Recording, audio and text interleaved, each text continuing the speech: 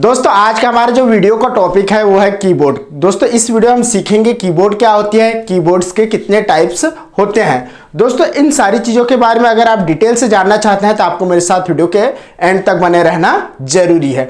तो चलिए दोस्तों बिना टाइम वेस्ट के आज के यहाँ क्लास स्टार्ट करते हैं। दोस्तों सबसे पहले हम जानते हैं कीबोर्ड क्या होती है। कीबोर्ड को हिंदी में कहा जाता है कुंजी पटल। कीबोर्ड को हिंदी में क्या कहा जाता है, कुंजी पटल, जहां की का मतलब होता है कुंजी, ठीक है, और बोर्ड का मतलब होता है पटल। की का मतलब क्या होता है कुंजी और बोर्ड का मतलब होता है पटल, ठीक है। तो कीबोर्ड का हिंदी नाम क्या हुआ, कुंजी पटल, ठीक है। याद रखना कीबोर्ड का हिंदी नाम क्या है, एग्जाम में पूछा जाता है तो आपको क्या लिखना है, कुंजी पटल, ठीक है। दोस्तों कई बार आप लोगों ने देखा होगा कई कीबोर्ड में क्या होती है 104 की होती है, लेकिन सामान्य तौर पर यूज होने वाले कीबोर्ड में जो कुंजी है, जो कीज की संख्या है वो कितने होती है, 104 होती है। लेकिन दोस्तों कई बार कई बुक में आपको देखने को मिल जाएगा जो कीबोर्ड में कुंजी की संख्या होती है वो होती है 106 से 110 के बीच, ठीक है। तो आप इसको भी आप याद रखना, क्योंकि ये भी कई बार एग्जाम में पूछा गया सवाल है कि जो कीबोर्ड होती है उसमें जो की संख्या होती है वो कितने होती है। तो इसका आपको जवाब देना है 104, ठीक है, या फिर आपका ऑप्शन में दिख जाएगा 106 से 110। तो आप इस ऑप्शन को भी आप इसका रिप्लाई दे सकते हैं, इसका आंसर दे सकते हैं, ठीक है। चलिए आगे जानते हैं कीबोर्ड क्या होती है, एक पेरिफेरल डिवाइस होती है। फेरल डिवाइस होती है।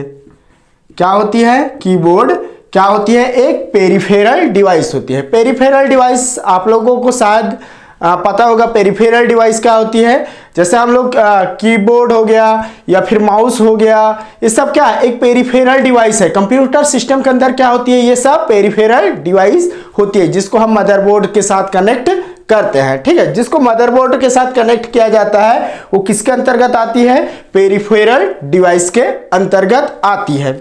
चलिए दोस्तों आगे बात कर लेते हैं।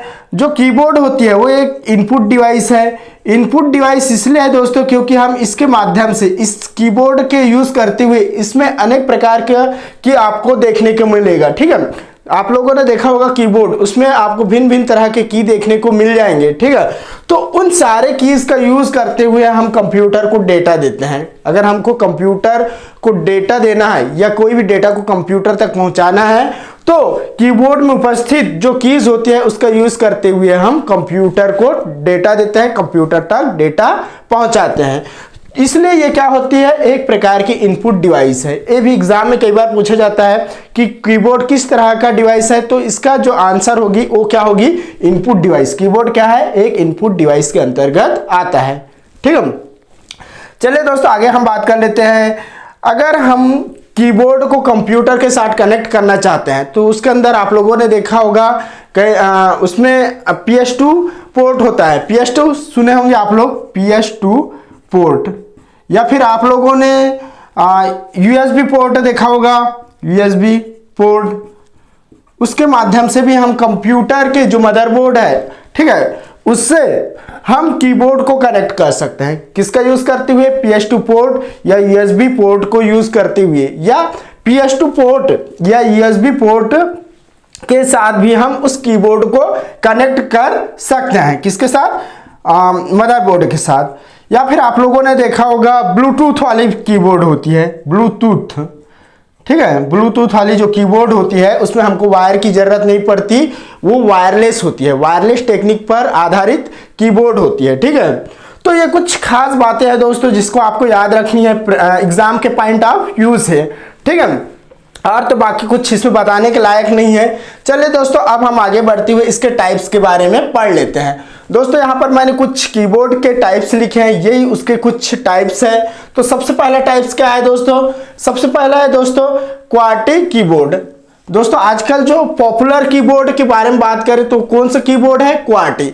ये क्या होती है, एक टाइपराइटर की तरह होती है। जो क्वार्टी कीबोर्ड है ये क्या है, एक प्रकार की टाइपराइटर की तरह यूज की जाने वाली कीबोर्ड है, ठीक है। इसमें आप लोगों ने देखा होगा कि इसमें जो की होती है उसमें आप लोगों ने देखा होगा, आपके पास जो कीबोर्ड है उसके लेफ्ट साइड में उसमें QWERTY इस प्रकार की लेटर होती है। इसी कारण इसे क्वार्टी कीबोर्ड कहा जाता है। और आजकल ये इसी तरह के या जो क्वार्टी कीबोर्ड है यही सबसे ज्यादा यूज होने वाली कीबोर्ड है। ठीक है। सेकंड टाइप है दोस्तों ड्वार्क कीबोर्ड।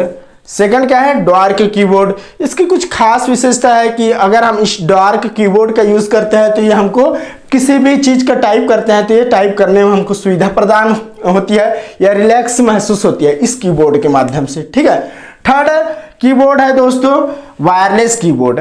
अब वायरलेस कीबोर्ड में क्या हो सकता है? ऐसा कीबोर्ड जो जिसमें हम वायर के माध्यम से जिसको कनेक्ट नहीं कर सकते या जिसमें हमको वायर की जरूरत नहीं होती, वो किसके अंतर्गत आती है? वायरलेस कीबोर्ड के अंतर्गत आती है। उसके बाद दोस्तों एर्गोनोमिक कीबोर्ड होता है। उसके बाद एजर्टी keyboard, gaming keyboard. Gaming keyboard का यूज दोस्तों गेम में किया जाता है। ठीक है। जहां पर हम जिस भी कंप्यूटर में हम गेम खेलते हैं वहां पर हम गेमिंग कीबोर्ड का यूज करते हैं। उसके बाद होता है दोस्तों मेम्ब्रेन कीबोर्ड और लास्ट में होता है मैकेनिकल कीबोर्ड। इसमें क्या होता है? कुछ स्प्रिंग होती है जिसकी वजह से ये क्या करती है, इसको जब भी हम प्रेस करते हैं तो इसमें आवाज आती है, एक प्रकार की साउंड आती है।